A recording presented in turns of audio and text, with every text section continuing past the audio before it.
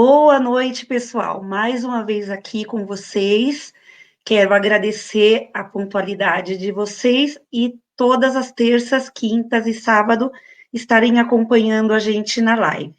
Hoje nós vamos falar de um tema super importante, que é a doação de sangue. Não é a importância da doação, quais são os requisitos, qual é o problema que está acarretando agora a baixa de estoque durante a pandemia. Hoje, nosso convidado é uma pessoa muito especial, que tem muito conhecimento na área, que é o doutor Toebaldo de Carvalho. Ele é gerente médico da regional, né, do ABC, na Colsan, e eu vou convidar ele para se apresentar para quem ainda não o conhece. Doutor, boa noite, obrigada pela sua presença.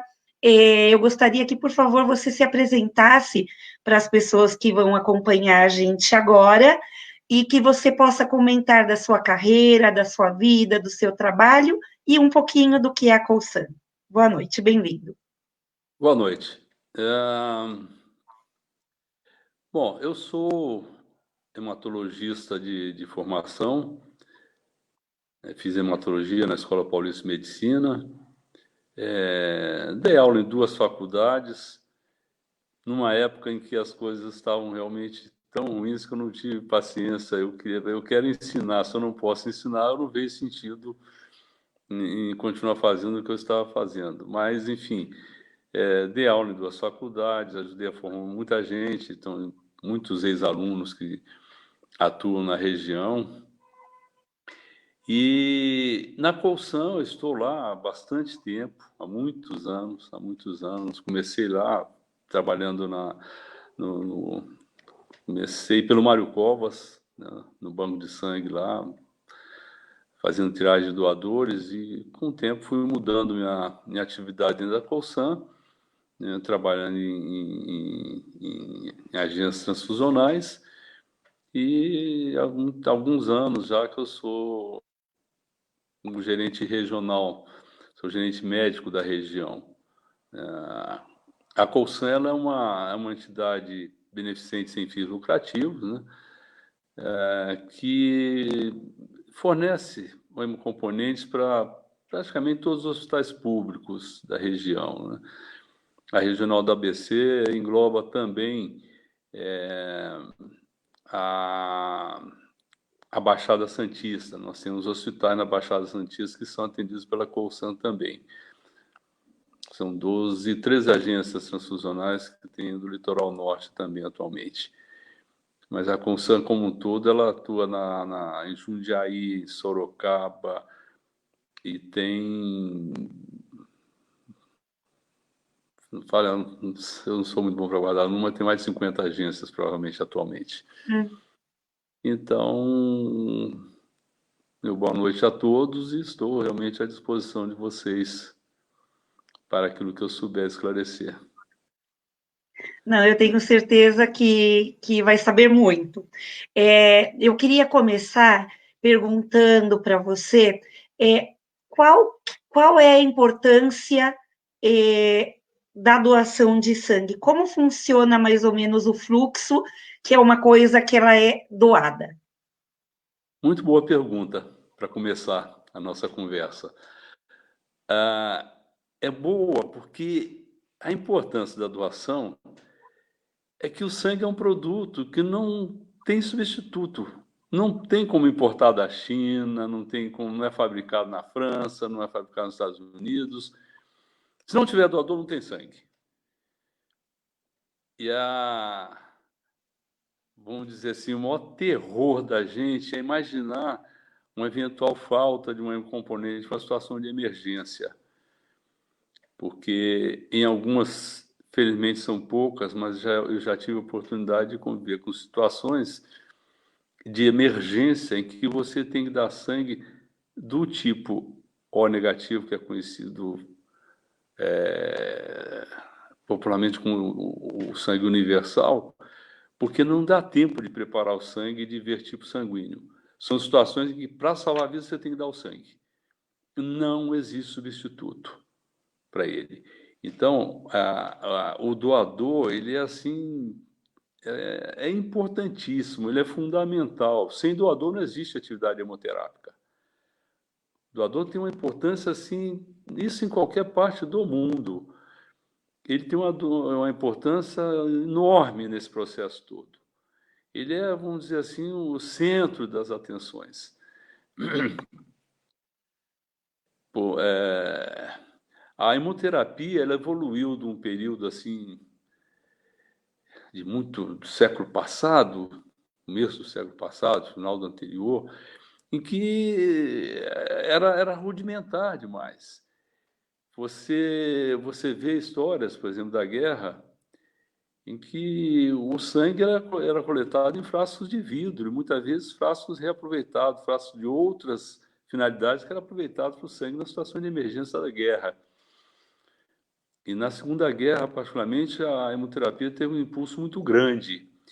E ela começou realmente a se desenvolver assim, de uma forma muito mais rápida, a partir do momento em que surgiram as bolsas plásticas para coletar o sangue, porque passou a ser possível fracionar o sangue. Então, hoje, um doador de sangue, ele ajuda a salvar a vida de pelo menos 3 pessoas. Porque esse sangue que ele doa, esse sangue total, ele não é usado do jeito que ele é coletado, como sangue total. Ele é fracionado em glóbulos vermelhos, concentrado de hemácias, fracionado em plasmas, e dos plasmas ainda são fracionadas as plaquetas. Então, você vê que a importância do doador nesse processo todo do ciclo do sangue é fundamental. Não sei se respondi Sim. completamente a pergunta.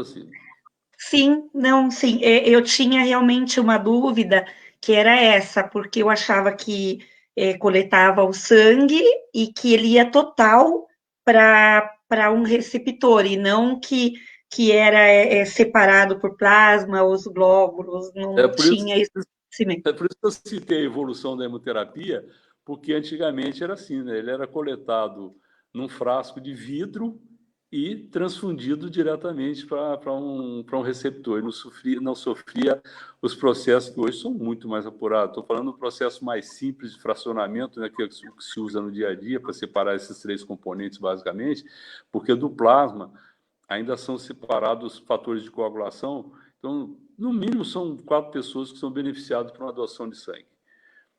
Que ótimo.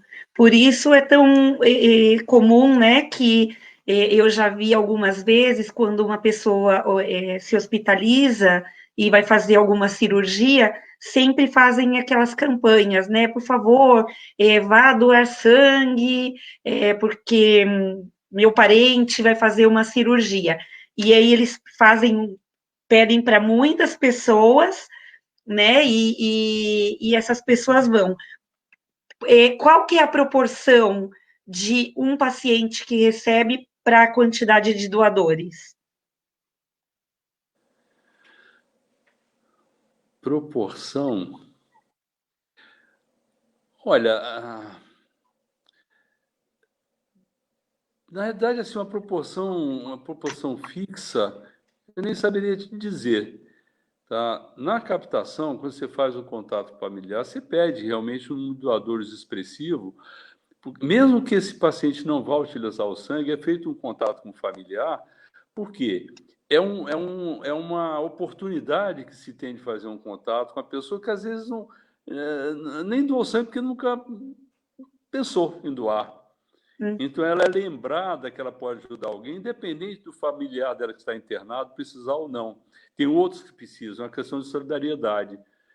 Né? Então, quando você faz as pessoas que são treinadas para fazer a captação, elas têm esse contato do familiar do paciente para exatamente conversar com ele sobre a possibilidade de não só ir doar, como convocar os seus parentes, os seus amigos para fazer isso também.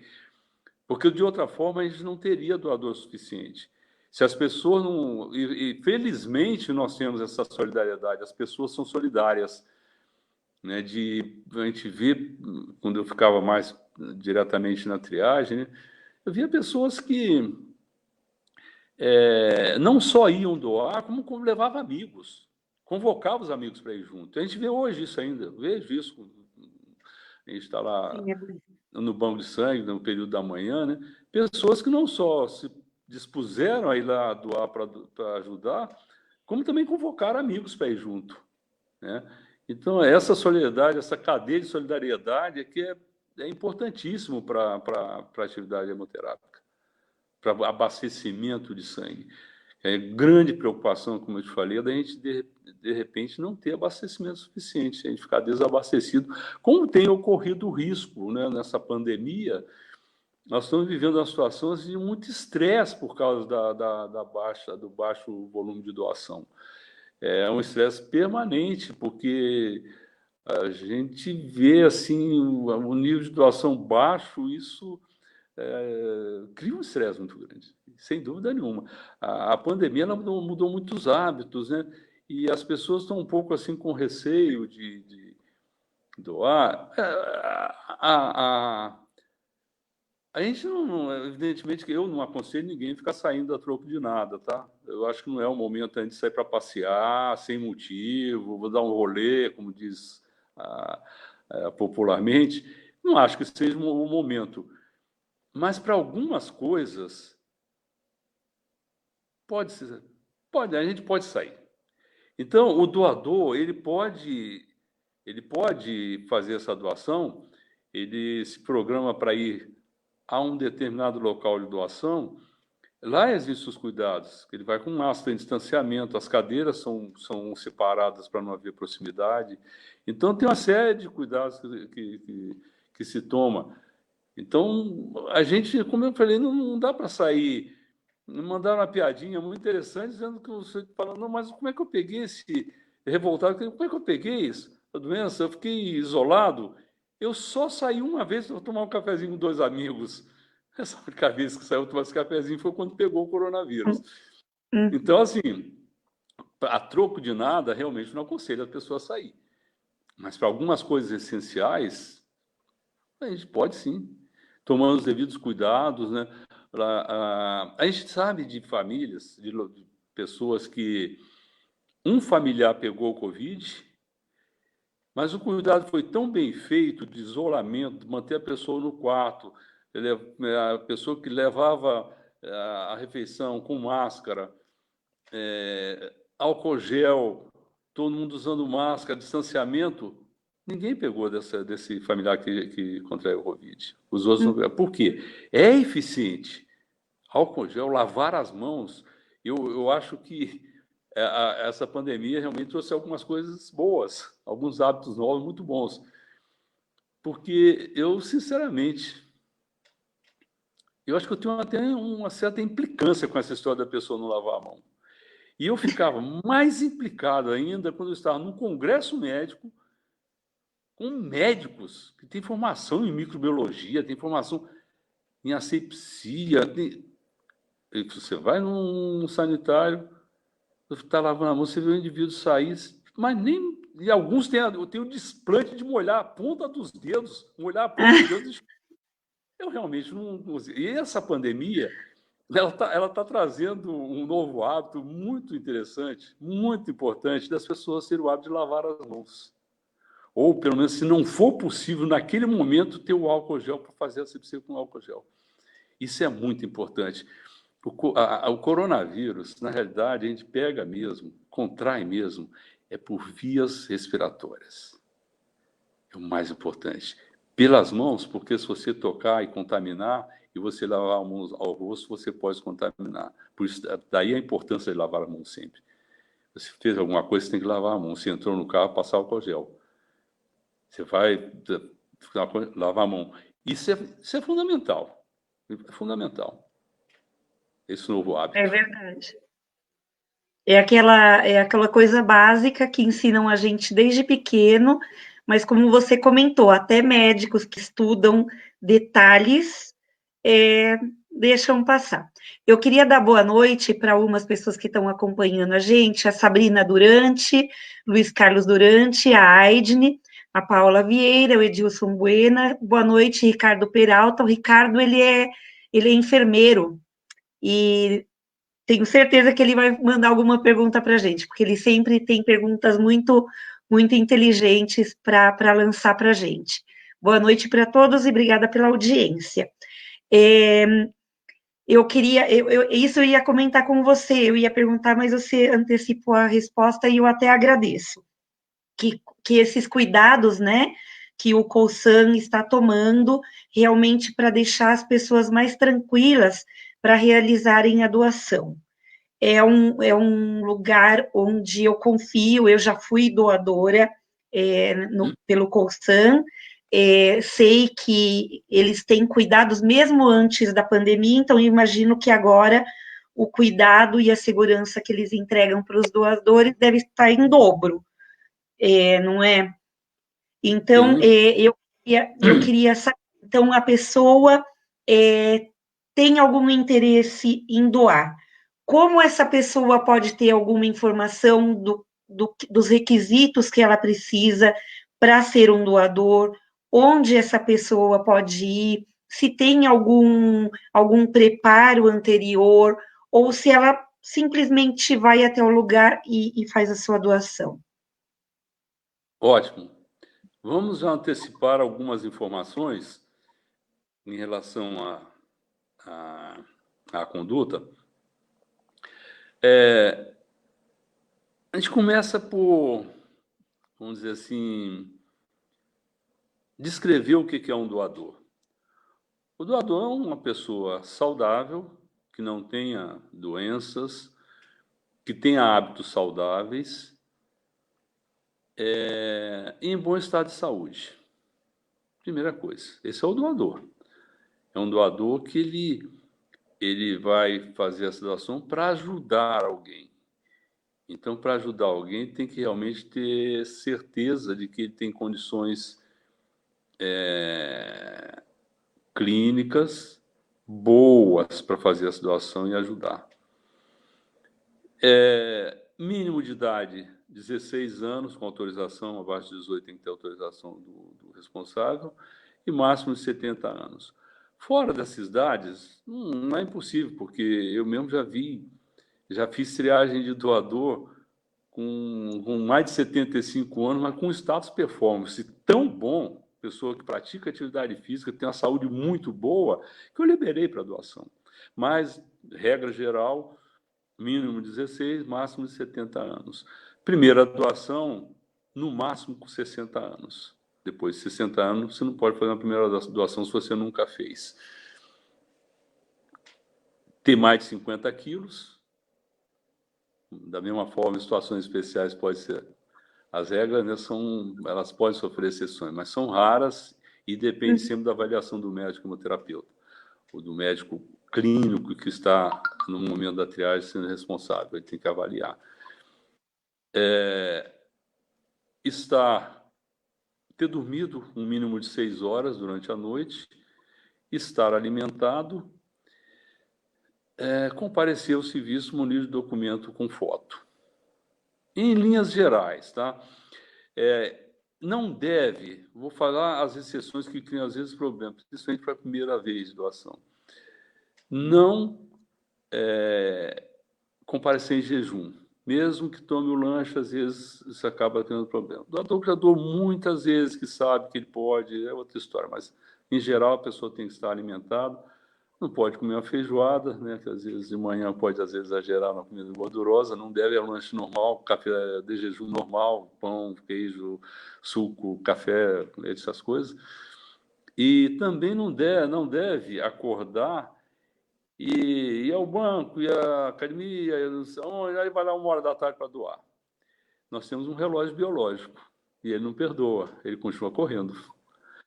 Então, o ideal é você realmente acordar, se tem esse hábito, tomar banho, fazer seu jejum e comparecer ao local para doação. Não pode ter qualquer tipo de manifestação de doença, tipo estar com corrimento nasal, estar com sintomas de resfriado, estar com mal-estar, ter tido febre no dia, está tendo febre, eu tenho um quadro febril anterior, um dia que antecede, enfim, uma pessoa que está nas suas melhores condições. O doador, na realidade, a gente poderia considerar como assim como o atleta da hemoterapia. É aquela pessoa que realmente vai lá para fazer um bem, ela vai nessas condições, assim, as melhores condições que ela tem. Uhum. Mais alguma outra informação? Vamos lá. Fora essas informações que eu dei aqui, as pessoas podem acessar a Colsan no Facebook, tá? Ou no site da Colsan, no www.colsan.org.br, e lá ela vai encontrar mais detalhes e informações a respeito disso que eu falei. Tá? Algumas coisas que eu não citei aqui, que eu não me lembrei ou que eu considerei menos importante, mas se a pessoa tiver essa dúvida, ela vai encontrar e vai conseguir tirar essas dúvidas tanto no Facebook como no site da Colsan. Com certeza ela vai encontrar lá essas informações que ela precisar. E convocamos todos para que realmente procurem no site e compareçam para doar. Nós estamos precisando de doadores de todos os tipos, mas particularmente nós estamos num momento com uma falta grande de O negativo e de paciente B negativo. Isso está sendo um pouco, está judiando um pouco da gente essa falta. Sim, não, eu imagino, porque o mesmo medo faz com que as pessoas não queiram sair para doar. Só que, assim, eu vejo agora, nessa época, muita gente que está louca para ir para o shopping, né? Ah, e a Shopping quer ir para o shopping. Então, depois a gente vai fazer aí uma campanha forte para ir doar sangue também, para ser doador.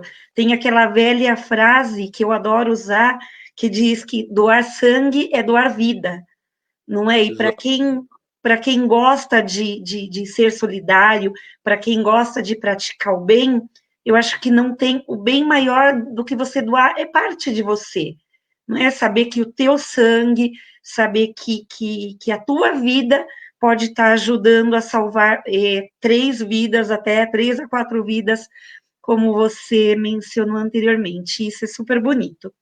Eu queria perguntar para aquelas pessoas que foram ou que são assintomáticas para o Covid, que tiveram um resfrio ou às vezes não tiveram nada, tiveram mal-estar, dor de cabeça e nunca souberam que eram positivos para o Covid ou não, porque o mal-estar era tão pouco e a pessoa, claro, não foi fazer um teste.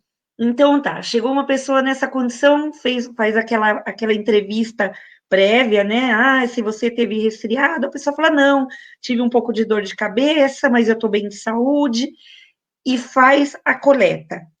Como é detectado isso, ou aparece, ou não aparece, como também eu, como vou estar tranquila que eu não vou estar levando também uma infecção ou uma contaminação para um receptor.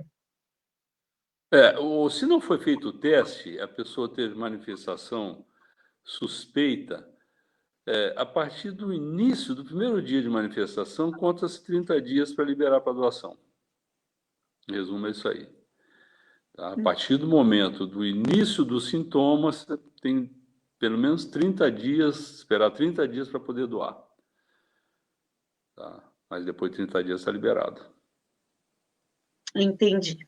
Tem uma pergunta aqui. Eu sabia que o Ricardo não ia me decepcionar. Olha lá. Diz em relação à transfusão de plasma de doadores que possuem anticorpos do Covid para pacientes graves diagnosticados com Covid. Já temos resultados relacionados com esse estudo? Olha, eu pelo menos não vi, tá?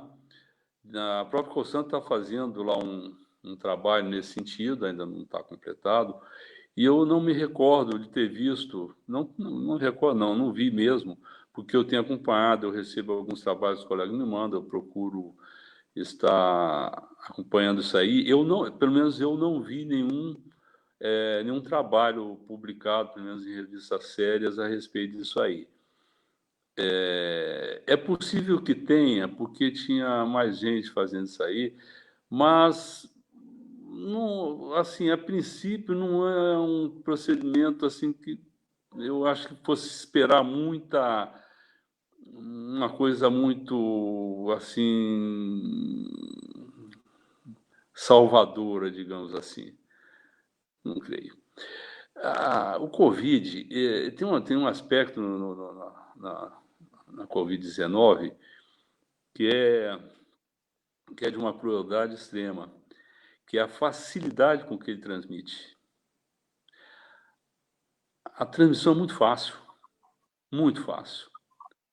Isso dificulta muito. Ela não tem, assim, não tem, hoje, atualmente, não existe nenhuma droga que tenha tido uma comprovação séria, com trabalhos sérios de eficácia para tratar Covid-19. Não tem. Não tem. Todos os trabalhos sérios que foram realizados mostram que a cloroquina não tem eficácia, outras drogas mencionadas também não tem. Não existe no momento nenhuma droga falando, não, essa droga aqui realmente deu um bom resultado. Não tem. A nossa chance realmente é a vacina. Para a gente superar essa pandemia, as chances todas são na vacina. Esse vírus chegou assim de uma maneira avassaladora, né? É,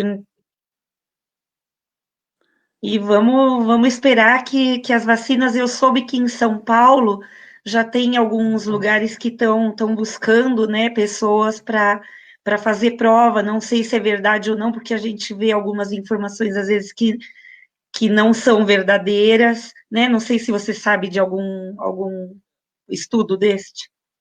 não, a vacina, ela tem 3 fases de desenvolvimento dela, e a terceira fase é essa que você falou, são convocadas pessoas, voluntários, para receber as vacinas, que é o estudo de fase 3, né? Que é o estudo clínico de segurança da vacina. Só depois de completada essa fase 3, esse estudo de segurança clínica, que aí sim a vacina entra realmente em produção para... A previsão para... Eu estava até vendo, já tinha visto e vi novamente isso hoje, eu acho, do Butantan, falando que provavelmente para janeiro vai começar realmente a liberar a vacina para uso.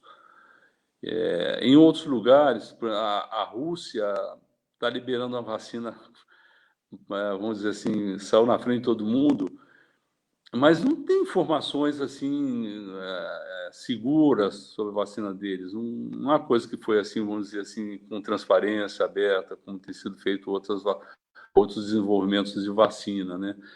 A vacina que o Butantan está participando, tem outros centros, né, que estão... Enfim, a previsão é que as vacinas realmente seguras comecem a ser liberadas no começo do ano. Entendi. Vamos dar um alô para o Leandro Peixoto, Solange Moura e para o Vasco Horta, que também estão acompanhando a gente agora. Uma vez eu fui doar sangue e me informaram: olha, depois você vai receber um cartão de doadora. Eu fiquei super contente, porque eu falei: nossa, que bacana, agora vou ser doadora, vou ter meu cartão. E passado alguns dias, me contataram que que eu teria que comparecer onde eu doei. Eu fiquei desesperada, porque eu liguei, eu falei, o que aconteceu? Aconteceu alguma coisa grave? Olha, infelizmente, a gente não pode te informar por telefone.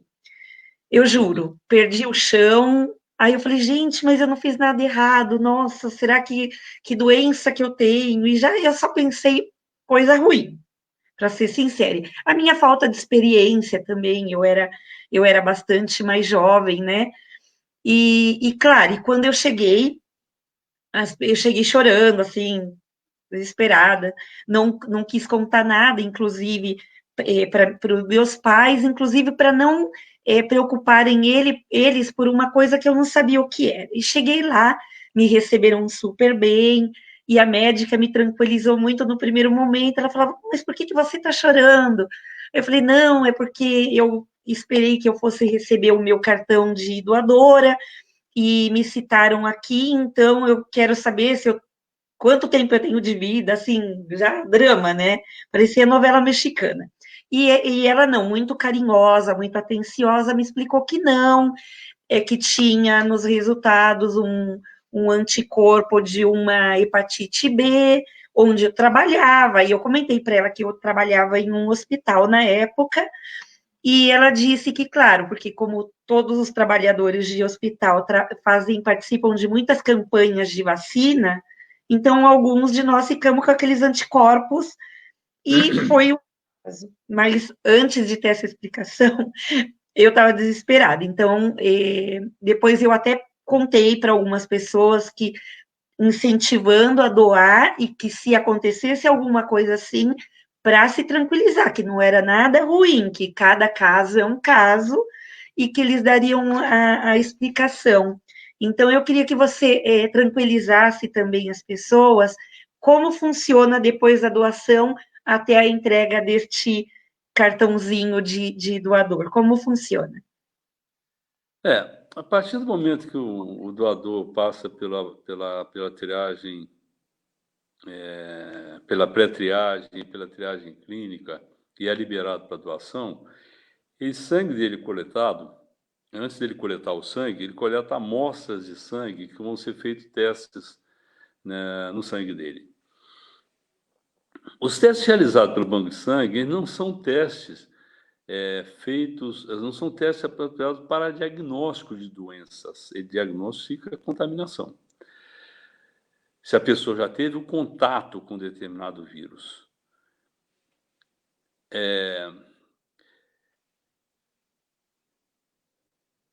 Esses testes são feitos e o doador que não tem absolutamente nada, que os testes são todos negativos, ele recebe carteirinha sem maiores problemas. Quem apresenta algum tipo de alteração no exame, algum teste positivo, ele é convocado para retornar ao banco de sangue, porque esses testes, como eu falei, eles precisam de ser reestudados, aí com testes realmente de laboratório com finalidade diagnóstica, porque, para vocês terem ideia, no caso da hepatite B, você tem, a gente chama de marcadores, são 6 marcadores. Né? A hepatite B você tem HBsAg, tem um anti-HBs, tem um HBeAg, tem um anti-HBe, anti-HBc-IgM e anti-HBc-IgG. Então, nós fazemos o teste que dá o diagnóstico do contato, não dá o diagnóstico de doença. Você, com os testes que você tem com esses marcadores, de acordo com a positividade deles, é que você estabelece o tempo que essa pessoa vem desenvolvendo essa doença. E até mesmo se a pessoa se curou espontaneamente. A hepatite B, a hepatite C, pode haver cura. A pessoa desenvolve anticorpos e cura. Isso você detecta pelo tipo de positividade. Então, você vê que no teste do banco de sangue não tem essa finalidade. Tem a finalidade de ver se o sangue é de um doador que já teve contato. Então, quando a pessoa é convocada, não é motivo para ficar realmente apavorado, a não ser que tenha omitido informações do banco de sangue, o que seria péssimo. Porque tem pessoas que acham que porque vão ser feitos testes no sangue dela, não tem problema nenhum, o teste vai detectar tudo. Não é assim. A informação do doador é fundamental nesse processo todo, porque nós temos aquilo que nós chamamos de janela imunológica. A pessoa pode ter contraído um determinado vírus, da hepatite, do HIV, qualquer que seja, e ela está com o exame negativo, mas já está transmitindo a doença. Por quê? Porque os testes, eles detectam anticorpos a partir de um certo momento. Mas se a pessoa já tem o vírus, já está transmitindo. Então, a informação do doador é fundamental. Agora, se não for isso, é uma pessoa saudável, não tem que considerar que é uma doença. Pode pensar que pode ser um falso positivo, porque os testes do banco de sangue são muito mais sensíveis do que o teste do laboratório comum, e eles são mais sensíveis exatamente para não deixar passar um falso negativo. Então, por ele ser mais sensível, muitas vezes você tem um falso positivo. Tá? E aí isso vai ser esclarecido quando acontece isso, nosso doador é encaminhado para um centro de referência, no caso aqui no ABC é a Fundação, e lá ele vai passar por uma consulta com o infectologista, vai fazer novos exames, aí sim, já com finalidade de diagnóstico da doença, para ser esclarecido. Muitas vezes acaba sendo só um falso positivo. Então, as pessoas não precisam ter receio de doar por causa disso, e se forem convocados, nunca pensar o pior. Eu Como eu falei, aprendi. o doador ideal, ele é um indivíduo saudável, de hábitos saudáveis. Né? Então, Sim. isso está em toda a sequência da triagem, tem lá as perguntas que são feitas exatamente para esclarecer esses pontos. O doador ele tem que ser muito sincero. Muito sincero. É importantíssimo isso aí. Como eu falei, os testes mais modernos, eles encurtaram muito essa janela imunológica.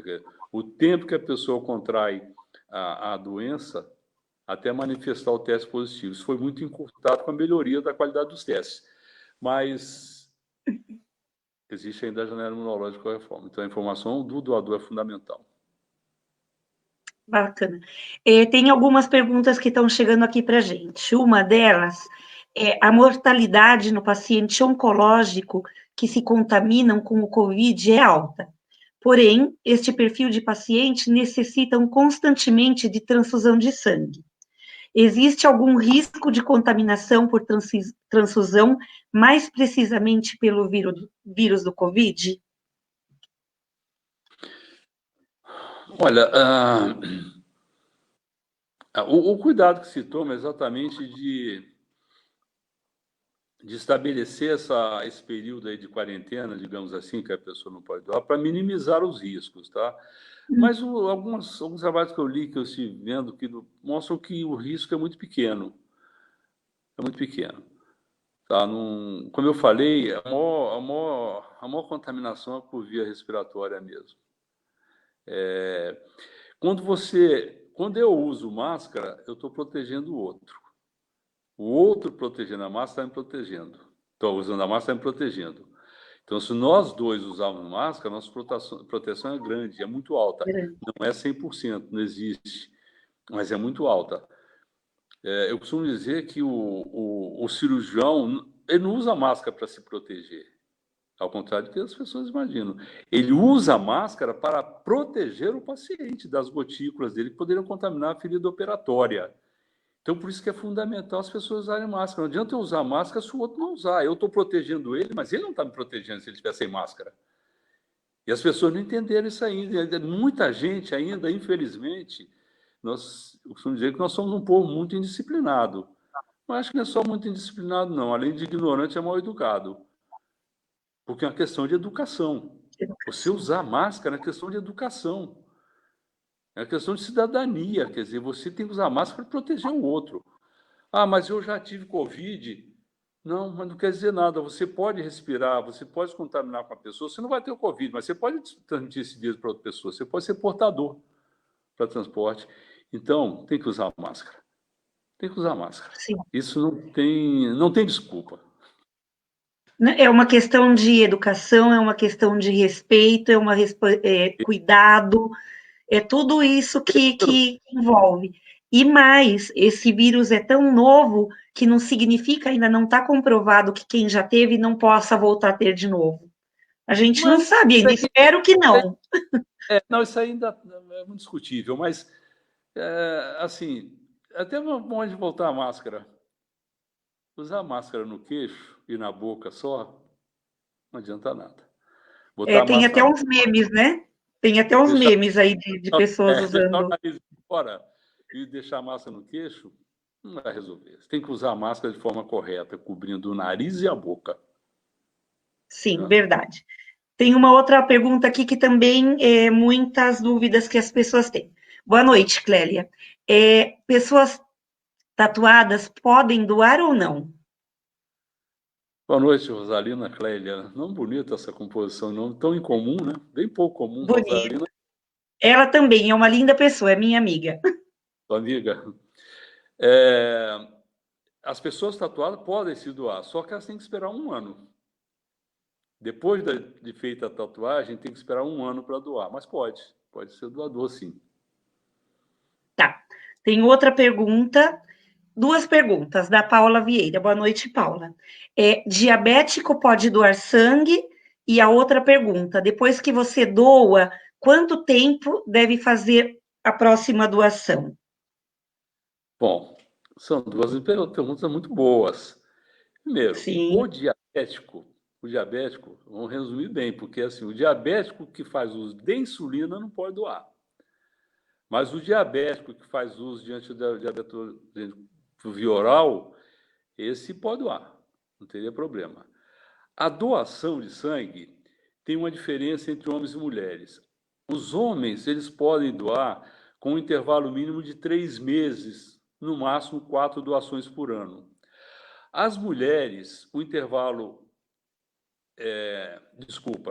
os homens eles podem doar até com intervalo de 2 meses, respeitando o máximo de 4 doações no período de um ano. As mulheres, elas só podem doar depois de 3 meses da doação anterior. Tem que esperar 3 meses. E as mulheres só podem doar 3 vezes no período de um ano. e por que a diferença? Pela perda de sangue normal da menstruação? Tem alguma coisa relacionada? Eles um metabolismo do ferro mais baixo em função da perda menstrual. Porque, assim, quando você doa sangue, a reposição dos elementos figurados é rápida, porque é a medula que fabrica isso. A medula tem capacidade para isso. A reposição, por exemplo, do ferro, ela leva um tempo. Se for via alimentação, vai levar um tempo para você repor o ferro que você doou. Quando você doa sangue, você está dando ferro junto. Tá? Então, a questão é metabolismo. Né? O metabolismo da mulher, nesse aspecto, é diferente do homem. Tá? Aí, por isso que, por uma questão de proteção de doador, existe esse limite tanto para o homem como para a mulher. Entendi. E quais são outras doenças que existem que a pessoa fala, eu não vou doar porque, por exemplo, no caso da diabetes, tem o caso que pode e o caso que não pode. Eu achei que qualquer diabético não pudesse doar, mas aí você já explicou a diferença. Qual outra doença comum que existe e que a pessoa sim pode doar? Ah, vamos responder essa pergunta dizendo o seguinte, esclarecendo o seguinte. A triagem dos doadores, quando ela é feita, a triagem clínica, quando o médico faz a entrevista com o doador, e quando ele faz aquele exame pré-triagem lá, que faz a hemoglobina dele, se está no nível adequado para doar, mulheres um mínimo de 12,5 gramas de hemoglobina, os homens um nível mínimo de 13 de hemoglobina, hematócrito para o homem de 39, para a mulher de 38, enfim. Mediu a pressão não está acima de 100 a mínima, nem acima de 180 a máxima, tem peso, bom, enfim, passou para essa pré-triagem, chegou ao médico para fazer a entrevista, que todo esse processo ele tem uma dupla finalidade. Uma, proteger quem vai receber o sangue. Tá? Se alguém teve hepatite depois dos 11 anos de idade, e se não foi devidamente comprovado que era hepatite A, ele não pode doar sangue, é excluído definitivamente. Hepatite após 11 anos de idade. Exclusão definitiva. Mas tem também a finalidade de proteger o doador. Então, quando você está fazendo entrevista, pergunta, você tem um problema cardíaco? Eu tenho um soprinho. Para ele é um soprinho, para a gente é um soprão. Ele não vai doar porque não vai colocar em risco que o paciente tem algum risco cardíaco. Por quê? A gente está protegendo ele, o doador. Tá? Então, assim, tem algumas situações, porque todas essas. Por exemplo, você tem uma gripe, você tem que observar um prazo de espera para poder doar. Tem um resfriado também. Tem malária você não pode doar, depende da malária, você tem exclusão definitiva. Enfim, você tem realmente uma série de ocorrências de saúde que pode limitar, impedir ou limitar no tempo, né? Uma espera de tempo para poder doar, né? São várias situações, cada uma com sua característica, né? Por exemplo, você tem aí doenças que elimina definitivamente. O paciente teve hepatite B não pode doar mais. E qual é a diferença de ter a hepatite B no caso das vacinas? Que falaram que você tem anticorpos. Ter anticorpos significa que eu tenho a hepatite B, é isso ou não? Bom, depende. Se você não foi se você não foi vacinada e tem os anticorpos, você teve contato com o vírus. Se não foi por vacina, você teve por doença. Né? Quando você faz a vacina, quando dá a viragem, ou como popularmente diz, quando pega a vacina, você tem a criação de anticorpos anti-HBs, que é o que confere a proteção para hepatite. Isso é de vacina. Agora, se você tem anti-HBs, ou anti-HBC, ou os dois, ou mais um, sem nunca ter sido vacinada, aí não, Aí sem chance. complica. Alguma forma de contato com o vírus. Entendi.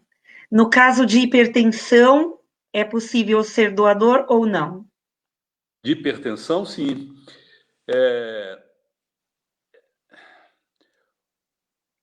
Os pacientes que tomam beta-bloqueadores, eles não podem tomar no dia. Não pode tomar o remédio no dia, tá? Porque o beta-bloqueador tem uma tendência à vasodilatação, pode criar problema para aumentar a chance de uma reação à doação. A lipotímia, às vezes até mesmo um ligeiro desmaio, não tem essa reação. Então ele pode doar sim. Se ele tiver com a hipertensão dele controlada, ele comparece lá no dia antes de tomar os remédios, né? Faz a doação. E se ele tiver com a pressão desses limites que eu falei, mínimos e máximos, ele pode sim doar. Ótimo. Então, é um bom sinal, porque tem uma quantidade importante da população que é hipertensa e de repente fala, não vou doar não porque eu sou hipertenso, né? Então, Pode. já não é mais desculpa, gente. Não. Segue a recomendação do doutor e vamos lá doar sangue. Estamos dos hipertensos, diabéticos lá para doar sangue, sim. Tem uma pergunta aqui que diz: pacientes que realizam sangria terapêutica, o sangue retirado pode ser utilizado? Não. O Ministério da Não. Saúde, a Anvisa, né, ela regulamenta todo o ciclo do sangue e isso parte do princípio que o sangue ele tem que ser proveniente de uma doação voluntária. A pessoa que está doando, ela não pode usufruir de nenhum benefício com essa doação, nem financeiro, que já foi abolido, felizmente, há muitos anos, nem nenhum tipo de benefício próprio, no sentido de ajudar. E talvez por isso eu considere que o sangue a sangria terapêutica, ela tem um objetivo de terapêutica para quem está doando. A pessoa que está tirando aquele sangue na sangria terapêutica está fazendo isso para se beneficiar. Tá? Geralmente por excesso de ferro, muito mais comum nos pacientes portadores de uma doença chamada hemocromatose, que a pessoa tem tendência a acumular ferro. Tá? Então não pode ser doado, tem que ser desprezado mesmo. Entendi. A própria Sociedade de Hematologia, ela já discutiu esse aspecto aí, pleiteando a liberação, no caso de que a hemocromatose, até problema contrário, não teria problema de se usar o sangue, mas até o momento não pode ser usado, ele tem que ser desprezado mesmo. Uhum. Tem uma pergunta aqui que eu achei interessante, diz a Rosalina Clélia. E por que, se a doação é grátis, né, voluntária, por que tem alguns hospitais que cobram pela bolsa de sangue? Interessante, gostei da pergunta. É uma boa pergunta, sim. Uma ótima pergunta. Na realidade, bom, vamos primeiro deixar bem claro o seguinte. No caso da Colsan, o sangue doado na Colsan, ele ele é fornecido para hospitais públicos, tá? A Colsan não tem fins lucrativos, tá? Não é uma entidade com fins lucrativos. Ela é ligada à Unifesp, o presidente da Colsan é o vice-reitor da Unifesp, no conselho são professores da Unifesp, enfim. Ela é uma entidade que não visa lucro. A Colsan precisa ter superávit. Por quê? Para você fazer qualidade, para você investir em qualidade, você investir em equipamentos modernos, você investir em treinamento pessoal, enfim, para você melhorar, você precisa ter verba para isso. Mas não lucro, não existe nunca distribuição. Sobrou esse ano aqui, tanto vamos distribuir, não tem distribuição para ninguém. Investe em equipamentos, investe no que for, mas não pode. Então não tem lucro. Uma empresa que não visa lucro, não tem essa finalidade. Mesmo as empresas de hemoterapia que são privadas e que visam lucro, que têm lucro, elas não podem cobrar a bolsa de sangue. O que essas empresas cobram são tudo aquilo que é feito para disponibilizar essa bolsa para transfusão do paciente. Você há de convir que mesmo essas empresas, elas têm que manter uma estrutura para triagem, pré-triagem, coleta, pessoal médico, pessoal técnico, pessoal enfermeiro, uma série, como a Colsan tem, né? Toda essa estrutura. Tem que ser feito testes nesse sangue para liberar para uso. Uma série de testes, também que são caros, reagentes caros. Depois você tem a compra de insumo, de bolsa. Então, assim, na realidade, o que se cobra é o serviço prestado, não o sangue em si. Mas eu convoco todos a doarem pela Colsan, porque a Colsan é uma empresa que atende os hospitais públicos. Não tem esse lucro, não tem essa finalidade, não tem nada. Como eu disse, não estou dizendo que as empresas que são empresas privadas sejam erradas em fazer nada de errado. Deixar bem claro isso. Não existe venda do sangue. Mesmo as empresas privadas, elas cobram pelo serviço que elas prestam para disponibilizar esse sangue para transfusão. Tá? Não tem nada de errado com isso. Perfeitamente dentro da lei e das normas. Tá? São empresas que atuam nesse segmento de uma forma correta, na maioria das vezes. Todos que eu conheço são empresas corretas, idôneas, que fazem isso de uma forma, vamos dizer, diferente do que a gente faz. Né? Mas são nada de errado. Tá? Claro, não, e até porque, como você mesmo mencionou, tudo tem um custo, não é? Então, a menos que fosse uma entidade beneficente 100%, que tivesse doadores anônimos ou não, realmente aí é gratuito. Por isso eu digo, quando eu te contatei a Colsan, doutor, foi exatamente para isso. Como eu te comentei antes, né, nós sempre estamos fazendo campanhas ou de alimento, ou para ajudar animais, e a Colsan, eu sempre encontrei que foi um lugar muito sério, e que agora, pela pandemia mesmo, preocupou a mim e algumas pessoas que eu convivo diariamente pela escassez, porque nós vimos, né, uma reportagem que diminuiu muito o número de doação, então tocou a gente de uma maneira, e a maneira que a gente encontrou foi essa, de divulgar que a Colsan, sim, é um lugar sério, que a gente sabe que abastece os hospitais públicos de São Bernardo e até fora de São Bernardo também, e que a importância... Todo o ABC. Todo o ABC. Então, todos os hospitais. Então, qual é a importância da doação?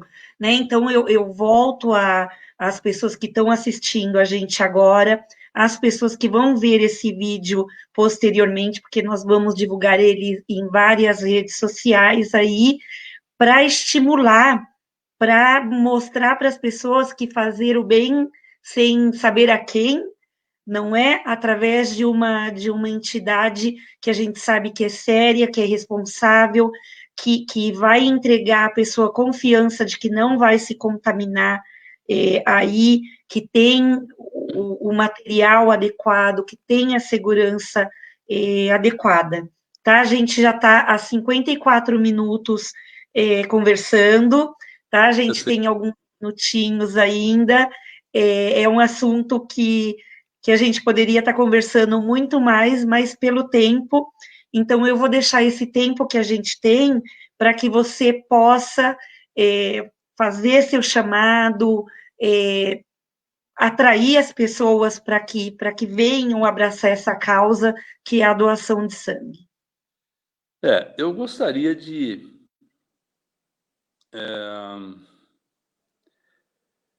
às vezes na triagem, quando algum candidato é recusado por algum motivo, muitas vezes a pessoa fica assim, às vezes transtornada por não poder doar o sangue. E eu falo para essas pessoas que ela pode fazer algo até muito maior do que uma simples doação dela. Que ela pode levar 10 amigos dela para doar, já que ela não pode. Então, vocês que estão nos ouvindo,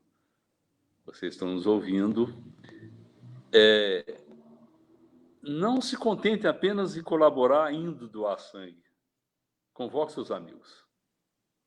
Convide seus amigos. Leve seus amigos. Explica a importância.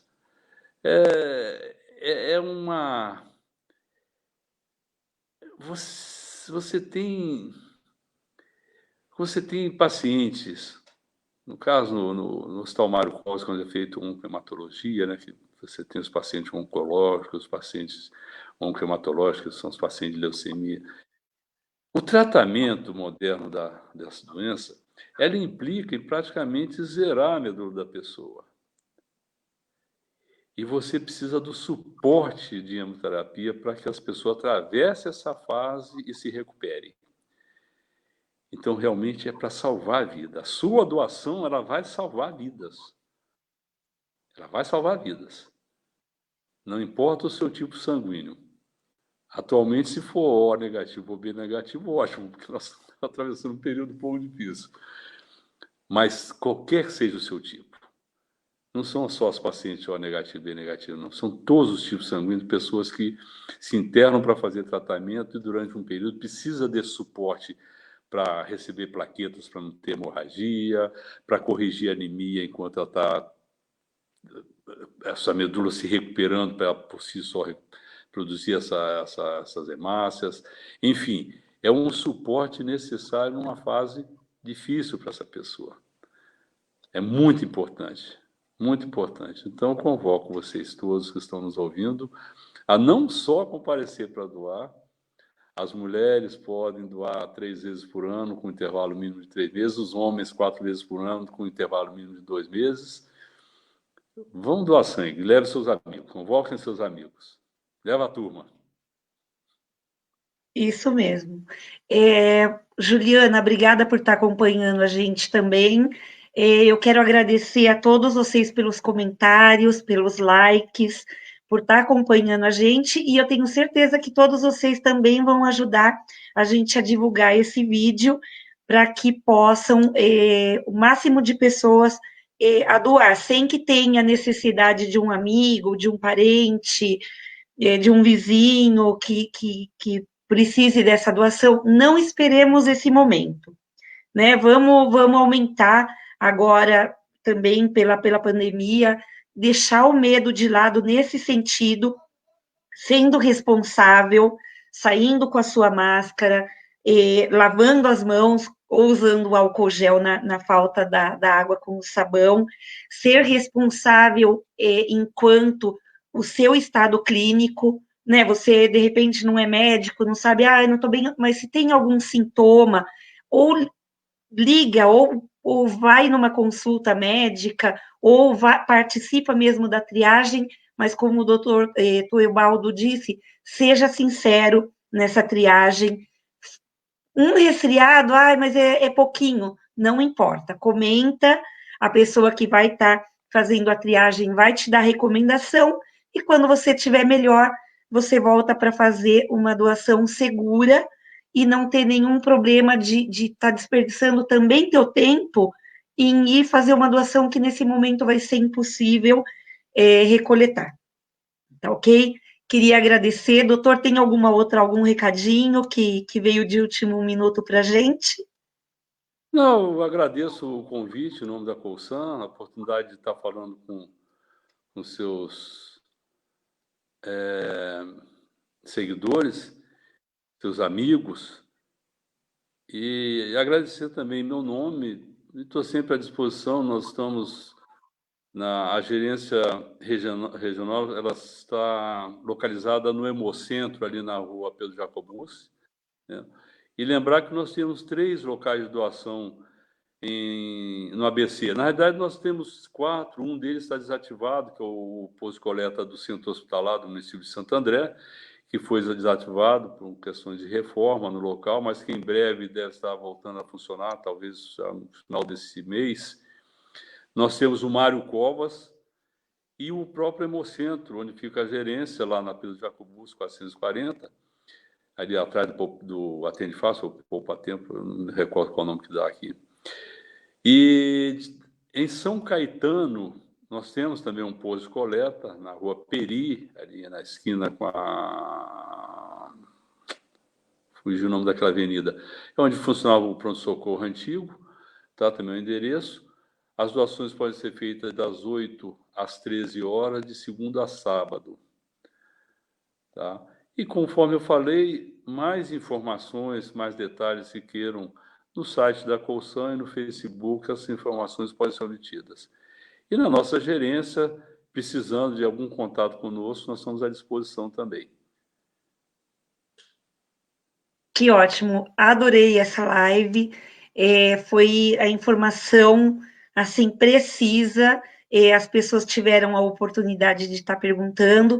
Eu até convido as pessoas que quiserem deixar depois, as que assistirem posteriormente essa live, se quiser deixar alguma pergunta, deixa a pergunta, eu vou incomodar o doutor novamente, faço as perguntas para entregar as respostas para essas pessoas. Ou como ele mesmo comentou, aqui na tela tá, que é www.coulsan.com.br, onde as pessoas podem acessar a página e revisar as informações, tem número de contato também, tem os endereços onde podem realizar as doações, e o convite fica aberto. Doar sangue é doar vida. Tá ok? Boa noite a todos. Muito obrigada, doutor, pela presença. Muito obrigada a todos que estão nos acompanhando. E até a próxima semana. Um abraço e fiquem com Deus. Boa noite a todos.